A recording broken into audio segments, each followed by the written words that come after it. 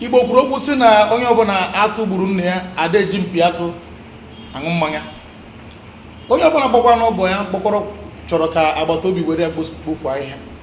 Gịnị ka m na-ekwu? Na ihe ọbụla ị kpọrọ ihe ga-abụrụ gị ihe. Ọ dịkwa mana akwụkwọ nsọ. Anabata m unu n'oge Ugwumba nke ụbọchị tata. Anyị eburukwa nabata ọzọ maka ndị na-esonyere anyị n'ihe mmemme a. Bụ mmemme ahụ eji mara Igbo n'ụwa dum gbaa gburugburu. Ana m asị gị bụ nwa afọ Igbo ebe ọ bụla ị nọ na-enene m n'ụbọchị tata. A sị gị nnọọ. Ị na-anya adọrọ na m dịka Dorothy. Anyị ga-emeta gị mma n'ụbọchị tata. Ama m na mgbe anyị ga-anọrịsị n'obi ga-adị gị mma. Mata na aka m bụ nwanne gị nwoke Mike Onobo bụ onye oji ọnụ onye okwupụta okwu n'oge Ugwumba. Na nke tata anyị juru eju bara bara. Ọ bụrụ na anyị na-achịta azụ ugbu a, anyị agbapụ ya ọsọ. Ugwumba.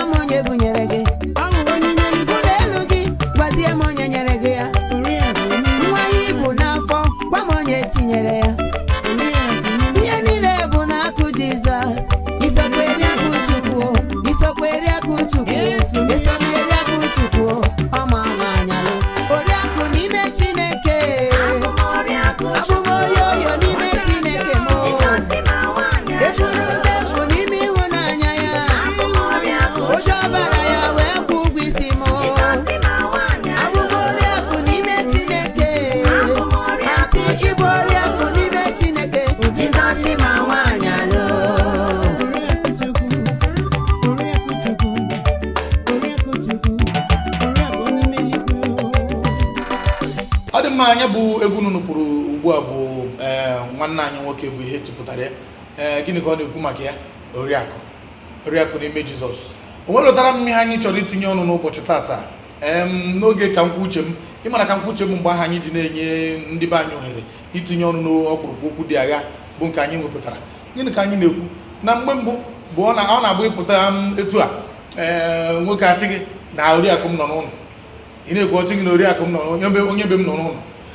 Mana ụwa ntụgharị emekwana na mgbe ụfọdụ ma anyị bụ ụmụ nwoke ada afụzi akụ nke a na-eri eri mere na ọụzi oke n'ọhịa gwere n'ụzọ ụmụ nwoke bụ ụmụ nwaanyị onye ọbụla na-agbazi mbọ. Ụmụ nwaanyị wee sị na ọ dịkwana ka ọ ga-aka mma ka a ga-ewepụ ya bụ afọ ahụ kama a ga na-akpọ ha oriakụ ka a kpọwazie ha odozi akụ maọbụ ọkpata akụ. Ya bụ ajụjụ anyị tụpụrụ ndị mmadụ n'oge ka nkwu uche m nke ụbọchị tata ka anyị kpọbata nwaada Chinasa Nweme ka anyị na ha nọrịa n'oge ka nkwu uche m.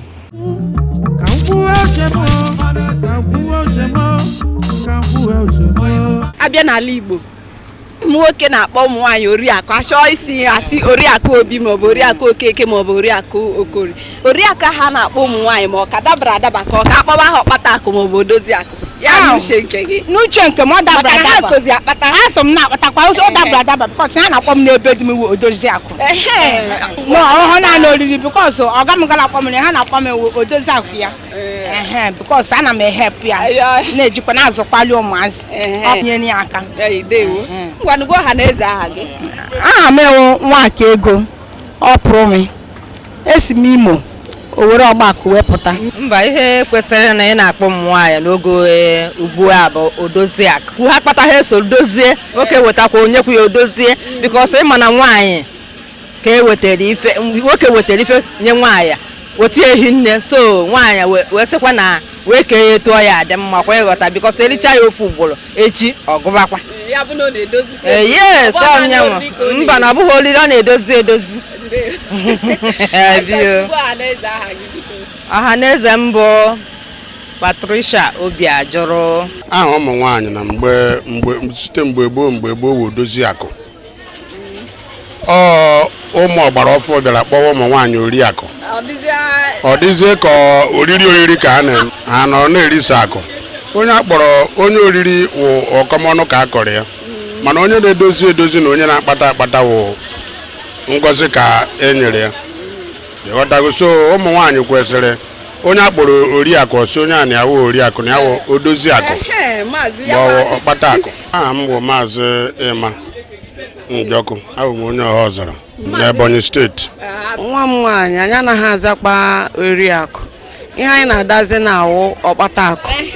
Ọhịa nwaanyị na-aza oriakụ echeghị m na ọwụ bifo oge mmanya ka a na-achị nne m kwu oriakụ onye dị otu abịa betugbu ụmụ nwaanyị niile ile anya ebe anyị na-ere anyị ga-ahụ na ụmụ nwaanyị ihe anyị nọzi na-awụ ọkpata akụ ihe osodi akpata akụ. Enweghị m nwaanyị ga-anọ n'ụlọ nwoke na-akpata ezinụlọ ahụ ga na-agba aghara ma ọ bụrụ sọ nwoke na-akpata ma anyị kpa socha dị kpata zụcha ụmụ anyị azawazi oriakụ a na-ebidozi oriakụ oge aka na-azụ m azụ ọgwụgwụ ụmụ anyị ha toro anyị enweghị ekwe pụta anya na di anyị ụmụ anyị bata ewere si mama were dadi were mgbe ahụ azawa oriakụ. Ndewo nwa m. Ihe jiri mara m n'ahịa ewu mama Adanna nwaanyị na-ere ihe ofe nwaanyị Owere. Ọ ka dabara adaba because na n'isi mbido ka Chineke delie na anyị ga-anọ n'okpuru nwoke na ụmata anyị kpatalụ nwoke ka bụkwa nwoke onye isi ezinụlọ ka onye isi ezinụlọ. Ị na-enyegodikwu ya na ị na-azasa. Afa m bụ Mrs. Nneka Udemba. Ebe ọbụla ụmụ nwaanyị na-eso na-agba mbọ ekwesịrị na-akpọ ha na odozi akụ awụzikwa oriakụ maka ha wara onwe ha sokwa na-akpata ya bụ ego ya bụ akụ. N'uche gị ke ụdịrị nwaanyị enwere ike ịkpọzi oriakụ n'elu ugbu a? Nwaanyị a ga-akpọ oriakụ na-awụ nwaanyị na-anọrọ ụlọ onwere ihe ọ na-eme ọ naghị agba mbọ ihe ọ ma wụ o nwere ihe ndị be anyị na-akpọ ya ori ma di lọrọ ọ bụ onye nwere ike kpọọ oriakụ maka ọ nọrọ ụlọ nweghị ihe ọbụla ọ na-arụ so mgbe ọbụla di ya ji lọta weta nye ya orie Ndị ndị a ga-azawazi oriakụ. Ọ ndị ahụ bụ ndị we oriakụ na Ma nwaanyị na-agba mbọ na-eso na-akpata onye awụ odozi akụ wuo oriakụ. Aha m wuo Uche Lois Ụzọma onye Abia steeti. Owo oriakụ kịta na ihe a ga na-akpọ ha ụdaiz ọrụ akụ because ụmụ nwaanyị kịta na onye ọbụla abago biznes onye na-anọzi na nkịtị onye na-erizi kịta a ga-akwụsị ya. Amụ bụ Mama Junior gboo ndị agbọghọ arụ n'onu eme ike. Ị gaa n'Onyigbo ị ga ebe niile nwa na-azụ ahịa na mpaghara Naịjirịa ị ga-ebu nwaanyị na ihe mere ihe dị iche iche ụmụ nwaanyị na-arụzi ụlọ na nwaanyị na-agbazi azụ moto na nwaanyị na-emezi ihe dị iche iche na so ụmụ nwaanyị na-agbazi ụmụ nwaanyị oriakụ na ozi ọkpata akụ. Aha m bụ ọkpata akụ Divine Agụọcha. Afa m bụ Mr. Oliver Okorie onye Imo steeti. Ihe dị n'afọ a na-akpa akpawo etu onye ji chọọ kpaba nkịtị ya aha o dependere etu isi chọọ ịkpọ nwunye gị afa ị na-aghọta ọ dị ka mụ ọlụ ma ala m akpọ nwunye m Oriakụ ma ọ bụ Ọkpata Akụ enwere m afa nke m na-akpọ ya etu ahụ gọdịkwara afa ka nwoke ọbụla adịmọtakịrị ala dị ya afọ na-akpụ n'elu bedi ihe na-akpụ ya bụ nke m na nwaanyị na-agba mbọ abụghị ọbịa mebiri ọbịa ka ojisi ọbịa mụsị ezinụlọ bikọs akwụkwọ nsọ mere na nwaanyị ka nghọta na nwaanyị bụ has help anyị anọghị ya nwaanyị mekwa ndị ka ihe ya emenwu gị ọkọsi wee dị ọ dị mma ka a na-akpọ ụmụ nwaanyị Oriakụ ma Odoziakụ ma Oriakụ maka ị na-edozi ị na-erikwa Odoziakụ ka ịkwa n'ihe i chere ya bụ aha ọ ka dabara adaba n'elu ugbu a ọ dabachaghịzi ihe anyị kwesịrị ịdaza bụ Odoziakụ maka na anyị sozi achụnya bụ akụ ihe eji si na ya adazi aza Oriakụ bụ na anyị anaghị eri akụ kịta ndozi ka anyị na-edozizi so na-akpatakwanya wa akụ aha m bụ Odoziakụ ịza site na Odoziakụ chetakwa n'isi Oriakụ onweghị otu ahụ ana m eli na-edozikwa edozi zawagodo Oriakụ gwa anyị aha gị onye nke a kwetara na ọ bụ Odoziakụ gwa anyị aha gị aha m bụ Odoziakụ Ụbaka Mmanọnye ọdụ mma ka a na-akpọzi ụmụ nwaanyị Ọkpata Akụ maka na ụmụ nwaanyị na-agbazi mbọ karịa ụmụ nwoke ụmụ nwaanyị na-agba mbọ n'ezinụlọ ụmụ nwoke adaghịzi agba mbọ ụmụ nwaanyị na-agba mbọ karịa nwoke ụmụ nwoke na-elizi akụ na karịa ụmụ nwaanyị. My name is Ultimate Commander, the World Heavyweight Wrestling Champion and the Ugumba Ambassador. Ndị Igbo na-enene Ugumba ebe anọ. Onye ọbụla bụ uche dịka akpa dịka ndị Igbo anyị kwuru okwu si na uche bụ akpa onye ọbụla yara nke ya anyị mara na ọ bụrụ na gịwa ka anyị hụrụ o nwekwara ihe nwere itinye anyị na ya bụ okwu ụfọdụ si na ha bụ Oriakụ ụfọdụ si na ha bụ Ọkpata Akụ ụfọdụ si na ha bụ Odoziakụ ma ị na-edozi edozi ma ị na-eri eri ma ị na-akpata akpata ofu mmiri ahụ nọ n'ite asụ ihe akwụkwọ nsọ mere ka anyị mara bụ na nwaanyị bụ onye enyemaka nye nwoke ya mere ọ bụrụ na ọ pụtakwa ụwa ntụgharị mee na nwoke na aka adịghịzie enye aka kpatawa akpata abatazie n'ụlọ erie ihe ama bụ ebe ọbụla na-agba mbọ ada n'ihu ọgụ ha niile bụ na ọgụ na-ada mana ebere narị emekwara m nwoke ọbụla ụwa ntụgharị nke emere mmerụ na nwaanyị na-azụ ya nri maka na ya bụ nwoke ọ bụghị na ọ bụrụ na nwaanyị nke gị bụ dịka nwaanyị ma obi dị ya nwaanyị Chineke kọrọ aka nye gị ọ na-abụghị ya nna m ọkụ mmụọ ka mma isi na isitere n'ụwa na ọnụ ọkụ mmụọ Igbo daalụ na matara na anyị ka nọ n'oge Ugwumba bụ nke na-abịara unu n'ihe onyonyo a n'izu ụka ọbụla anyị na ọtụtụ ihe onyonyo dị iche iche wee na-agba mbọ ka asụsụ na omenala Igbo anyị ghara ịnwụ gịnị ka m na-ekwu maka ya na Igbo ama nwụnata dịka ndị mba ụwa kwupụtara anyị ga-aga n'ihu n'ụbọchị tata ọ dị otu nwa amadi nke anyị ga-anọrị onye na-ekwu okwu ya izuụka ọbụla ụnụ na-ahụ ya n'ihe mmemme anyị bụ Ugwumba onye na-ekwu okwu ya bụ oke mmiri na-ebu ogwe nke mbụ na Amaokwudi Chief Chinwetalu bụ onye unu na-ahụ mgbe ọbụla agọpụtazi Oprobios Igwe Ejianga ọ ga-abịa ịkọrọ anyị etu Igwe si jee nga n'ụbọchị tata ya mere ka m kpọbata Chief Chinwetalu ka anyị na-ekpere ya nkata bara uru. Igbo daalụ.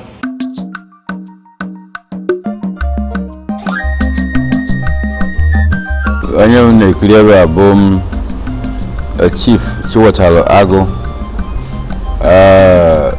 oke mmiri na-ezuru ọha 1 nke etiti Amaokwe. Etiti Amaokwe dị na Udi Local Government Area. Senike nke Chukwu wanye na-ejigolu m ihe nkiri a na-eme n'onyonyo mara m nke na-emegideziri wee tụnyebe m ugo dịka Best Actor of the Year arọ 2002 luzie arọ na-abụọ gara aga anyeze m ka a na-akpọ Most Popular Actor onye a kacha marụ n'ime ihe onyonyo nke TV ahụ bụ amụrụ m aka mụrụ Nigeria 1956 atọ m Nigeria ji afọ 4 ka anyị tọọ Nigeria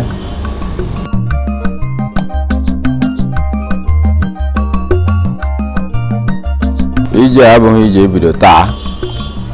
Anọgo m n'ime arọ 30 na ihe marịa mgbe a bidoro na NTA Enugu nke enwekwuru ATV mgbe enwere ofu Anambra akekepụta Enugu steeti ya na gwa gị bụ ebe 1981 82 na ndị otu ịgwa gị eziokwu ego a na-akwụ oge ahụ abụghị ego ọ ga-abụ ego na-agba obi, ego na-asị gaba n'ihu. Ma ndị dị ka anyị epeka mgbe ahụ anyị eluhodo 5 mgbe izego ime obodo oyibo ebe a na-akpọ West Germany mee dramatic arts ebe a ka m gụcha azaja Nigeria klibe ka esi eme na TV oge ahụ ojuru m afọ nsi mba na m ga-etinye m ọbụmụ ọgbara ọhụrụ amụchara mgbe ahụ. Enwere mgbe ka a na-eme na NTA mgbe ahụ a na-akpọ ikoro ihe a na-akpọ anyị oge a guest artist, anyị abụrụ staff NTA maka oge ahụ ka iwu ha si dị ịchọ ha ime ihe nkiri ịma mbụ onye staff ịma mbụ onye ụlọ ọrụ na-akwụ ụgwọ ị ga-abụ onye na-akpọ guest artist ndị na-esi abịa ide iweta anabata ya ewere emebe mechaa kwụọ ụgwọ ma nke ederede ma nke a na-emezi ya na-ekiri anyị ahụ ihe niile anyị tinyere aka mgbe ahụ ruo ihe dịka ebe 1983-45 o nwere theater group anyị fọmụzi n'onwe anyị mụ abụrụ onye isi ha a na-akpọ The Inspirers were ya na-agakwa ebe dị iche iche n'Enugu mgbe ahụ Liberty Hotel Abakpa, Presidential Hotel, Enugu Municipal Council a na-ejesi ebe ahụ na-emere ndị mmadụ ihe nkiri ya ka emegide wee ruo arọ 1986 wee soro ha mee Things Fall Apart nke Chinwetalu dere emenye ha na-akpọ adaptation ka ọ dị mma ime dịka ihe onyonyo ọ bụ na ọ bụ debere ka akwụkwọ a ga na-agụ n'ụlọ akwụkwọ m nweso wee gụ ya n'ụlọ akwụkwọ nke m mgbe m na-eje akwụkwọ na CIC Enugu College of Immaculate Conception.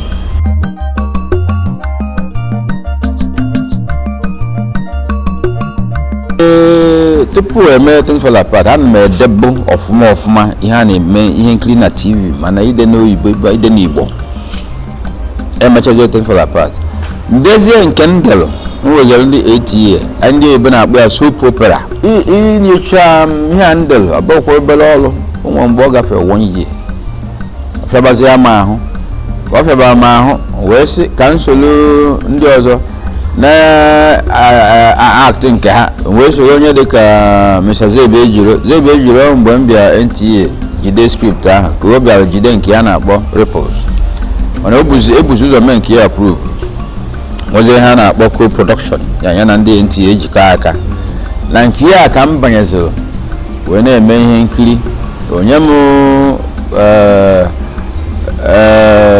onye a na-akpọ Chief Abunna ka m mee na Ripples ahụ. Chief Abunna bụ omume ya bụ na ọ ma asụ oyibo mana ọ nakatakwa ọfakanye Igbo so asụsụ Igbo na-afakanye o so mee ndị mmadụ karịbazi aka ha dịbụ mbụ wee na-ekirizi Ripples a izu ụka ọbụla. Ofu n'ime ndị na-ekiri na ọ na-amasị ma nke na-ekwu n'oyibo ma nke na-ekwu n'Igbo bụ nwoke a na-akpọ Mr. Kenneth Nnebue bụ onye mgbidi afa company ihe a na-akpọ ya bụ NEC Video Links. Onye bụ onye mechie mee nke a na-akpọ Living in Bondage nke anya ji sagha onye ọbụla n'ihe gbasara ya a na-akpọ Nollywood tata.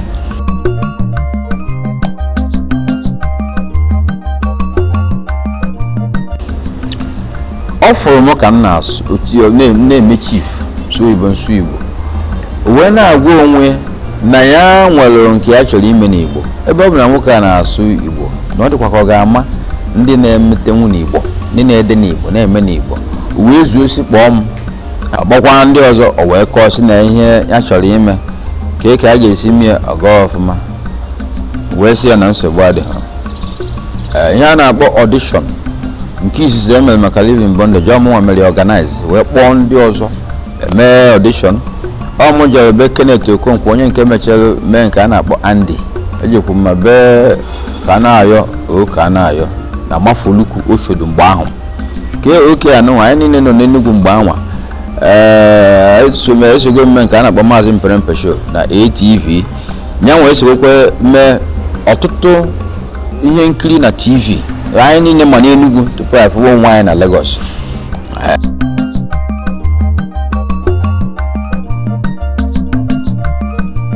Mgbe mmechara audition isisi eme na Living in Bondage onye nwe company a bụ Kenneth Nnebue Neck Video Links gwara anyị si na ya ga-eje obodo Japan ka ya bute ngwongwo a ga-eji wee mee fim ahụ mana o jezie abalị tos na ya ga-anọ ọnọfezie nọrọ ebe m na-echesi ka m were oge a jee na Enugu nhapụrụ sins wee jee hụ nne m na nna m eluzie m ebe a bụrụ na nna m na-aya ọya anya o mezie nnọfe ka m si kwado tupu natazie Lagos ọ bụrụ na Kenneth Nnebue a na-eche isi Japan nata mechasi wee nata n'ikpeazụ ha wee jee ebe mbi mgbe ahụ a na-akpọ number 1 Karonwe Avenue Ijesha Itire Ijesha wee jee chọọ m be m Monday ha jere afụrụ m Wednesday je Friday je afụrụ m Oluzie Saturday ha banyezie bido ọlụ ahụ Sunday ka m bataziri o nwere rolu o debebụrụ m nke a na-akpọrọ Chief Omego tupu maka na m anatahụzi n'oge ojele enye KOK play ma anyị si na Living in Bondage je mebe nke a kpọrọ Taboo mee nke a kpọrọ Frame Up mezie ọtụtụ n'ime ha ụwa niile mechara malụ anyị wee si ebe a wee na-eto ntezie tata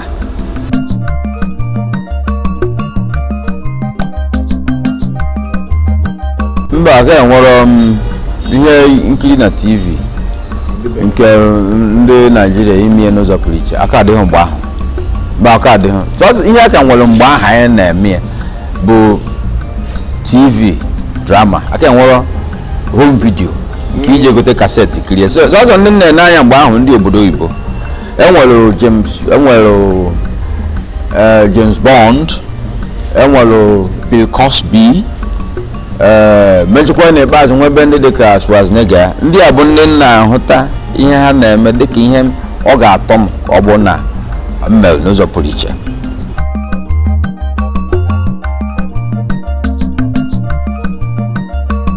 n'oge anyị na-eme na TV ego adịghị a na-akwụchakwụọ ihe pere mpe dịka 5 naira ime 5 naira bifo nweta 1 month nwekwa ike ịga bikos abịa si na na-eje audit ndị audit eme ndị akaụntụ enene ya enyocha ya tupu ọ bịa cash office o were 5 naira je mara ihe ụlọ ị ga-eji ebara onwe gị ego aka adịrị mgbe ahụ ịgwa gị eziokwu papa m na-asị m kere ihe m nọ n'ihe eme ka ị ga-eji ihe abara onwe m uru na nna mụ na ya ka bi maka n'ime ego anyị na-eme ihe a na-ewu n'Enugu mụ na ndị mụrụ m ka bi aka m ihe oge ịchọta ụlọ nke m ihe ịchọta ụlọ bụ ego dị gị na-akpa iwe kwuba okwu ịchụ ụlọ aka m eri ihe ebe nne m na nna m gbaa ego adịghị ọtụtụ na-agbali ọsọ agbaghere ọsọ ọzọ mgbe ya bịa nwebezie ha na-akpọ home video Nollywood ka ndị mmadụ bịa n'utebizie na-enuwe n'ime ihu gị eketa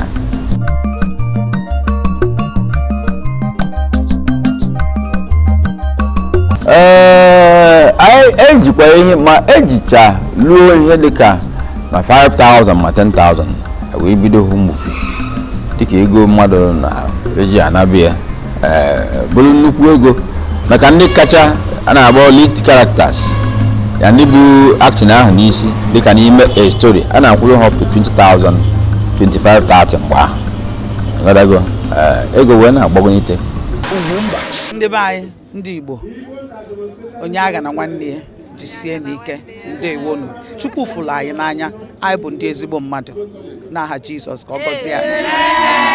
Ọ dị mma ụmụafọ Igbo onye ewute n'unu na anyị ga-adọbiri etu ahụ maka na oge anyị na-emezi kwarapụ mana mkpa na-ekwu unu bụ na izuụka na-abịa abịa Chief Chinwetalu ga na-achitekwa ọzọ anyị ga-anọrịkwa ọzọ n'oge Ugwumba maka na ya bụ nsị anyị bidoro inyo anyị ga-atụpịnata ya ọnụ ka ọ ghara iwetoro nwee na-agwa gị bụ nwa afọ Igbo biko jisi ike n'ebe ọ bụla ị nọ ụfọdụ ndị mmadụ adịghị ekweta na mmiri ọkụ na-egbu mbe onye ọbụla na-eme osi onwe ori n'ike na ana n'ike ọjọọ ngwa na ana ngwa kpatara Igbo jiri kwuo okwu sị na nwata adịghị ama na inu asọ mmiri na ara ahụ tutu ihe eme ya na akpịrị. Gị bụ nwafọ Igbo ebe ọbụla nọ biko chebiri aka ghọrọ anyị n'izu ụka ọzọ anyị ga na-achitakwa azụ n'oge Ugwumba. Biko nọrọ mma ka emesịa m. Ugwumba. Ihe ọbụla ị na-eme gbasara nkwalite nke asụsụ na omenala Igbo ị chọọ ka ọha na eze mara maka ya kpọtụrụ Ugwumba na akara ekwentị 08034714708. Ihe ndị dịka egwu ọdịnala, ọfala, echichi, mmanwụ dị iche iche, iri ji, ịnwa akwa nakwa egwuregwu n'ụdị ọbụla.